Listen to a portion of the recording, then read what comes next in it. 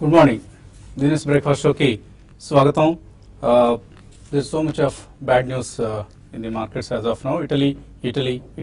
ఇవాల్టి ఉదయం అందరూ చేపిస్తున్న మంత్రం ఇది. సో ఇటాలియన్ ప్రధాని రాజీనామా చేశారు. ఆయన తలపెట్టిన రిఫార్మ్స్ ఎజెండాకు ఇటలీ ప్రజలు నో చెప్పారు. సో అక్కడ రెఫరెండంలో అక్కడ ప్రధాని ప్రతిపాదనకు తిరస్కారం లభించింది. దీంతో ఇటాలియన్ ప్రధానమంత్రి రాజీనామా చేశారు. అక్కడ బహుశా ఎలక్షన్స్ వచ్చే అవకాశం కనిపిస్తుంది. ఈ నేపథ్యంలో యూరో జోన్ భవితవ్యమే అయోమయంగా తయారైంది. సో ఇంతకుముందు మనం ఇంగ్లాండ్ లాంటి కంట్రీస్, బ్రిటన్ తప్పుకోవడం చూసాం యూరో నుంచి. అలాగే అంతకుముందు మనం గ్రీస్ సంక్షోభం చూసాం. ప్రస్తుతం ఇటలీ సంక్షోభం యూరో జోన్ భవితవ్యాన్ని ప్రశ్నిస్తోంది. సో ముందుగా ఇటాలియన్ బ్యాంక్స్, ఆ తర్వాత బహుశా యూరో జోన్, ఇవి చాలా రిస్క్ను ఎదుర్కొంటున్న సమయం ఇది. దీంతో యూరో కరెన్సీ చాలా 20 months లోకి పడిపోయింది. బహుశా యూరోప్ నుంచి ఇప్పుడు ఫండ్స్ అన్ని కూడా యూఎస్కి వెళ్ళబోతున్నాయి. ఎమర్జింగ్ మార్కెట్స్కి రావట్లేదు. ఈ అంశాన్ని గమనించాలి మనం. సో యూరోప్ నుంచి ఫండ్స్ ఫ్లో సుమారుగా రాబోయే రోజుల్లో $38 billion ఫండ్స్ యూఎస్కి వెళ్ళిపోతాయన్న ఒక అంచనా ఉంది. సో మేబీ ఇదంతా కూడా యూరో వీక్ కావడానికి, డాలర్ మరింత స్ట్రెంగ్త్ పుంజుకోవడానికి కారణమవుతోంది. డాలర్ ఇండెక్స్ ఇప్పుడు చూస్తే 101 పైన మనకు కనిపిస్తుంది. ఈ నేపథ్యంలో మన మార్కెట్స్ ఇప్పటికే ఆల్రెడీ ఒత్తిడిలో ఉన్నాయి. మరింత ఒత్తిడిని ఎదుర్కొనే అవకాశం ఉంది. కోర్స్ మనం ఎక్కువగా వీటన్నిటి గురించి కంగారు పడాల్సిన అవసరం లేదు. యూరోప్ గురించి, లేకపోతే ఇటలీ గురించి, ఆర్ బ్రెక్సిట్ గురించి, లేకపోతే ట్రంప్ గురించి, కోర్స్ ఎవరికైనా పని లేకపోతే వాళ్ళందరూ కూడా వీటన్నిటి గురించి ఆలోచిస్తూ బుర్రలో బదులు కొట్టుకోవచ్చు. అదర్వైజ్ మన ప్రాబ్లమ్స్ మనకున్నాయి.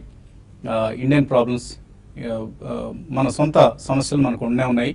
డిమానిటైజేషన్ అనేది పెద్ద ఎత్తున జరుగుతోంది. అందరూ కూడా అన్ని ఎకానమీకి సంబంధించిన అన్ని ఆస్పెక్ట్స్ను ఈ డిమానిటైజేషన్ ఎఫెక్ట్ అంతలాకుతలం చేస్తుంది.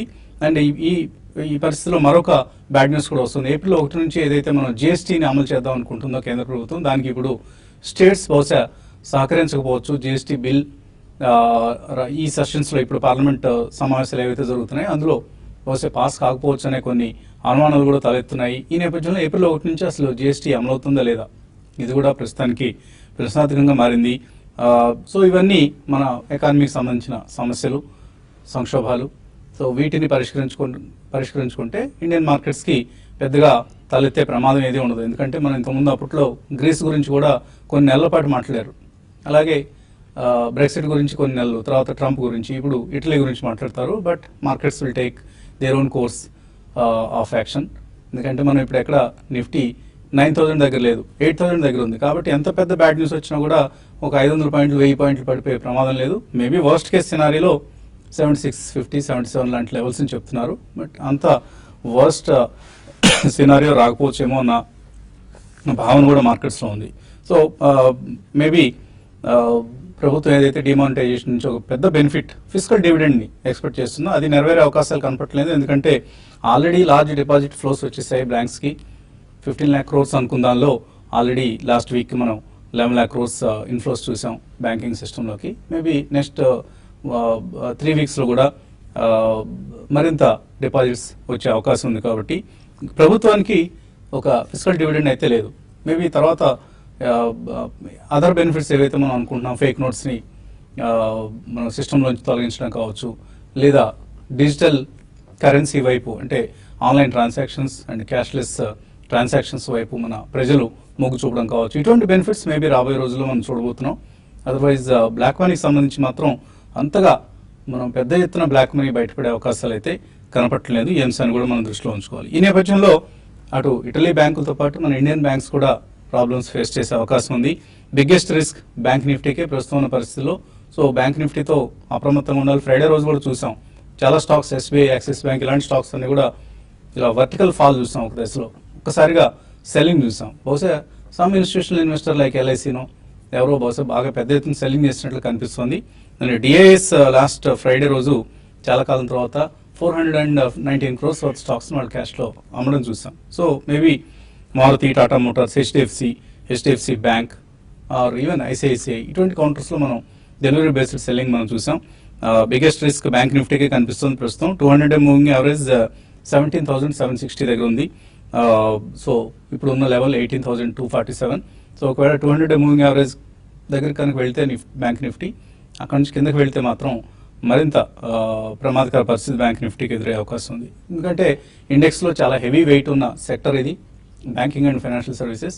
So banks and financial services stocks కనుక వీక్ అయితే మార్కెట్స్ని నిలబెట్టడం కష్టం అవుతుంది. సో లెట్స్ హోప్ దట్ ఇవి అంతగా ప్రెషర్కి సకమ్ము కావని ఆశిద్దాం. ఈలోగా ప్రభుత్వం ఆఫ్ కోర్స్ రకరకాల చర్యలు తీసుకుంటున్న నేపథ్యంలో బ్యాంక్ స్టాక్స్ ఎలా బిహేవ్ చేస్తున్నాయి అన్నది కేర్ఫుల్గా వాచ్ చేయాలి. అండ్ మనం అనుకున్నట్లుగా రకరకాల ఆపర్చునిటీస్ మార్కెట్స్లో ఉన్నాయి మనకు. ఈ ఆపర్చునిటీస్ని అందిపుచ్చుకోవాలి. లారస్ ల్యాబ్స్ ఈ సంస్థ ఐపీఓ మనకు ప్రస్తుతం మార్కెట్లో ప్రవేశిస్తోంది. రేపటి నుంచి లారస్ ల్యాబ్స్ ఐపీఓ హైదరాబాద్కి చెందిన కంపెనీ ఇది. రేపటి నుంచి 8వ తేదీ వరకు కూడా ఇష్యూ ప్రారంభమై ఉంటుంది, ఇష్యూ ఓపెన్ అయి ఉంటుంది. So 24% compounded annual growth rate చూసాం రెవెన్యూస్లో. లారస్ ల్యాబ్స్ రెవెన్యూస్లో ఒక చక్కటి యాంటీ రెట్రోవైరల్స్, అలాగే హెపటైటిస్ సి, ఆన్కాలజీ, వీటికి సంబంధించిన ఈ థెరప్యూటిక్ ఏరియాస్ సంబంధించిన యాక్టివ్ ఫార్మా ఇంగ్రీడియంట్స్ అలాగే ఫార్ములేషన్స్ను తయారు చేసే కంపెనీ. ఒక చక్కటి మంచి ప్రమోటర్, చక్కటి R&D స్ట్రెంత్ ఉన్న company. One of the finest companies from the Indian pharma industry and Hyderabad అని చెప్పుకోవచ్చు. సో ఈ కంపెనీ ఐపీఓకి సంబంధించి ప్రమోటర్ ఏం చెప్తున్నారో ఒకసారి చూద్దాం.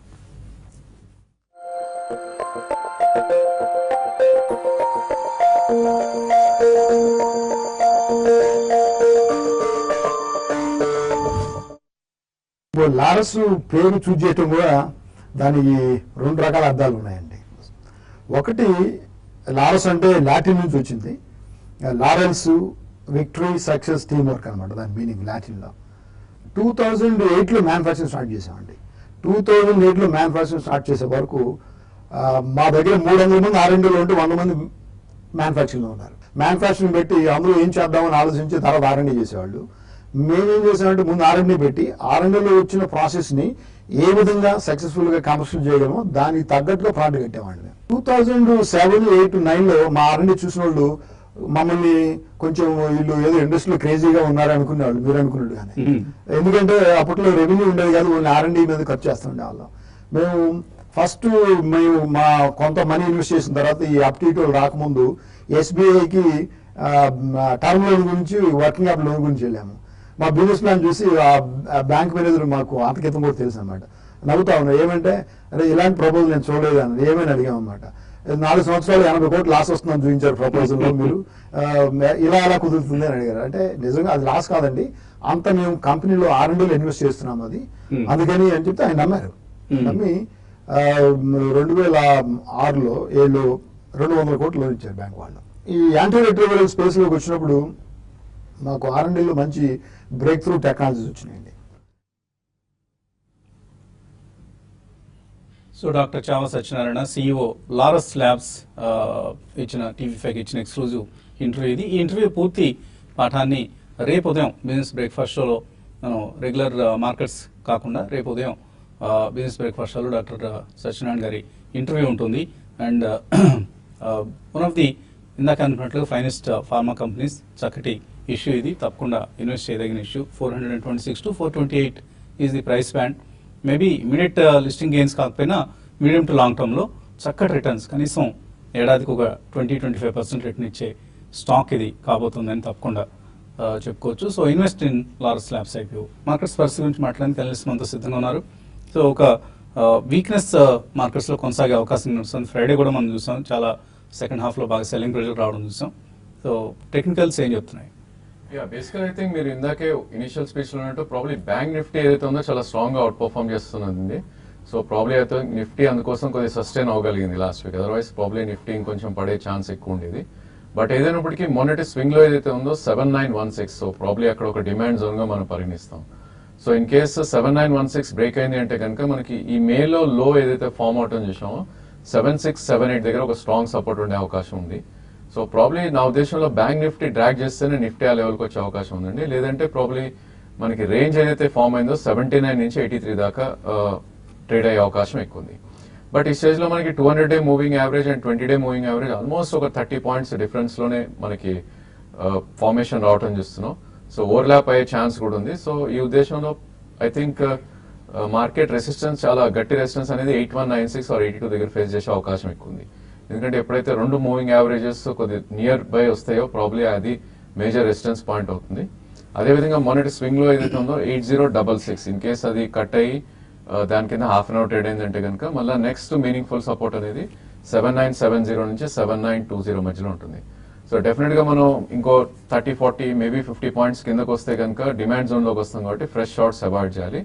In case counter trend players ఎవరైతే ఉన్నారో ప్రాబ్లీ వాళ్ళు లాంగ్ పొజిషన్స్ అరౌండ్ 7980 ఆ లెవెల్లో తీసుకుని 7940 ఆర్ 7930 దగ్గర స్టాప్ లాస్ పెట్టుకుంటే మేబీ మళ్ళీ మార్కెట్ కొద్దిగా రికవర్ అయినప్పుడు 100 పాయింట్స్ అప్ మూవ్ వచ్చే ఛాన్స్ ఎక్కువ ఉంది.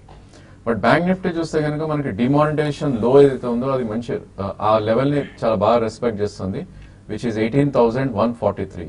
సో మొన్న ఫ్రైడే రోజు మనం చూసాం ఆల్మోస్ట్ 18,163 దాకా వచ్చి 18,247 అంటే almost close to 80 points up close అవటం చూసాం. సో ఈ నేపథ్యంలో 18,140 చాలా క్రూషియల్ లెవెల్. ఇన్ కేస్ అది బ్రేక్ అయింది అంటే కనుక చాలా హార్ష్ మూవ్ ఉంటుంది డౌన్ సైడ్, అండ్ అది డెఫినెట్ గా మనకి 17,766 ఏదైతే 200-డే మూవింగ్ యావరేజ్ ఉందో అక్కడ దాకా వెళ్లే అవకాశం ఉంది. సో ఈ నేపథ్యంలో బ్యాంక్ నిఫ్టీ కొద్దిగా పుల్ బ్యాక్ వచ్చినప్పుడు షార్ట్ పొజిషన్స్ క్రియేట్ చేసుకోవచ్చు.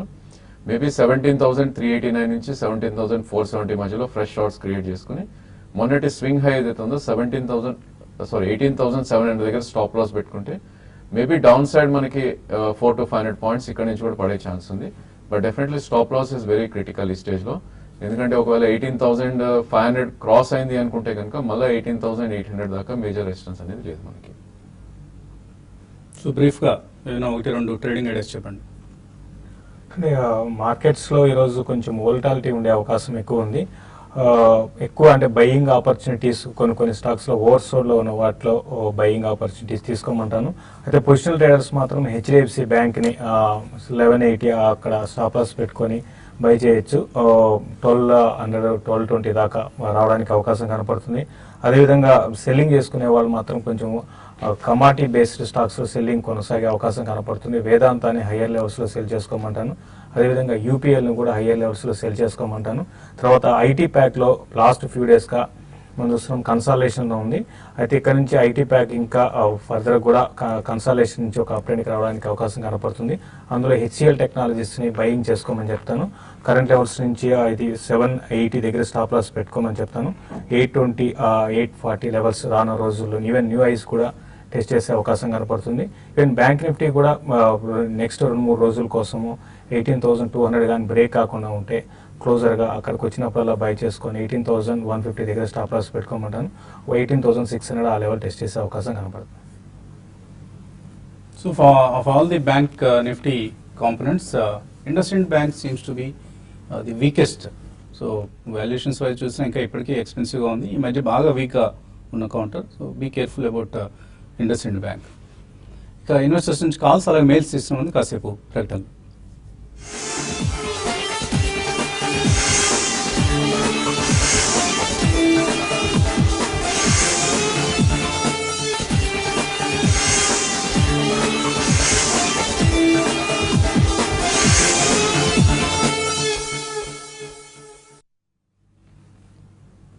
బిజినెస్ బ్రేక్ఫాస్ట్ షోకి తిరిగి స్వాగతం.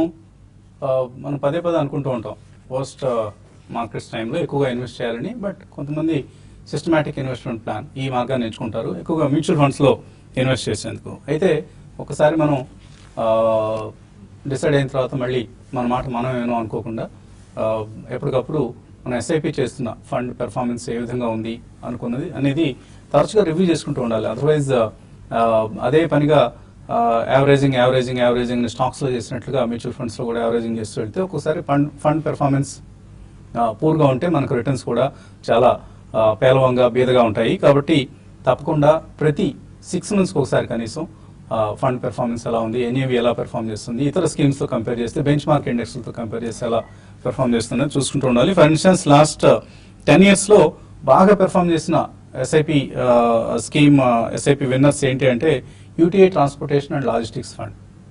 It's a thematic fund. ఎక్కువగా లాజిస్టిక్స్ అండ్ ట్రాన్స్పోర్టేషన్ స్టాక్స్లో ఇన్వెస్ట్ చేసే ఫండ్ ఇది. లాస్ట్ 10 yearsలో కాంపౌండెడ్ యాన్యువల్ గ్రోత్ రేట్ 29.45% వచ్చింది. సో మన బాగా చెప్తూ ఉంటారు అప్పుడప్పుడు ఆయన థిమాటిక్ ఫండ్స్ పనికిరావు అని. But it is wrong. So one of the best performing schemes మనం ఈ మధ్య లాస్ట్ 10 yearsలో చూస్తే UTI transportation and logistics fund. So it is a top performing fund. So అలాగే next comes Franklin India smaller companies fund. అందరం చెప్తాం small కంపెనీస్కి మనం తక్కువ వెయిటేజ్ ఇవ్వాలి, ఎక్కువగా లార్జ్ క్యాప్ ఫండ్స్లో ఇన్వెస్ట్ చేయాలని. But that is also a notion. So అందులో లాస్ట్ 10 yearsలో ఇన్వెస్ట్ చేసిన వాళ్ళకి సాలీనా 25.58% రిటర్న్ వచ్చింది Franklin India smaller companies fund. అలాగే Canara Robeco emerging equities fund, ICICI Prudential value discovery fund, it has given 23% returns in the last 10 years on an annualised average basis. అలాగే Sundaram select mid cap 23% return ఇచ్చింది. So ఇలా కొన్ని schemes చక్కగా return ఇచ్చాయి. Best performing స్కీమ్లో invest చేసిన వాళ్ళకి last 10 yearsలో వాళ్ళు ఇన్వెస్ట్ చేసిన 12 లక్షలు కాస్త 44 లక్షలు అయింది. సో ఇటువంటి రిటర్న్స్ వస్తాయి ఈక్విటీ మార్కెట్స్లో. సో మ్యూచువల్ ఫండ్స్ కూడా మీ పోర్ట్ఫోలియోస్లో స్థానం ఇవ్వండి అండ్ ఫండ్ పెర్ఫార్మెన్స్ ఎప్పటికప్పుడు రివ్యూ చేసుకుంటూ ఉండండి. అమలాపురం నుంచి నాగేశ్వరరావు లైన్లో ఉన్నారు. హలో, నమస్తే అండి. అడగండి. బాలకృష్ణ ఇండస్ట్రీస్ నితిన్ స్పిన్నర్ అని చెప్పండి. బయాస్తాను నితిన్ స్పిన్నర్స్, ఇంకొకటి ఏది? బాలకృష్ణ ఇండస్ట్రీస్. ఇప్పుడు ఉన్నాయా మీ దగ్గర? ఇవి కొందాం అనుకుంటున్నారా? ఉన్నాయండి, హోల్డ్ అయింది. హోల్డ్ చేస్తున్నారు. ఏ రేట్లో కొన్నారు బాలకృష్ణ? బాలకృష్ణ 1000 above కొన్నారు. సో బాగా మంచి రిజల్ట్ ప్రకటించిన కంపెనీ. ఈవెన్ నితిన్ స్పిన్నర్స్ కూడా ఫండమెంటలీ బాగా పనిచేస్తున్న కంపెనీ. బాలకృష్ణ ఇండస్ట్రీస్ చూస్తే కనుక ప్రాబ్లీ ఐ థింక్ స్ప్లిట్ అయినట్టు కనిపిస్తుందండి చార్ట్స్ పరంగా. 119 కరెంట్ మార్కెట్ ప్రైస్ ఉంది. సో డెఫినెట్లీ ప్రాబ్లీ 75-80 మధ్యలో ఉంది currently. I think definitely hold చేయొచ్చు అండి. 66 or 65 దగ్గర మంచి సపోర్ట్ ఉన్న స్టాక్ ఇది. మేబీ ఈసారి 119 దాటితే 140 దాకా వెళ్ళే ఛాన్స్ ఉంది. 2 years వ్యూ ఉంటే డెఫినెట్లీ హోల్డ్ చేయొచ్చు.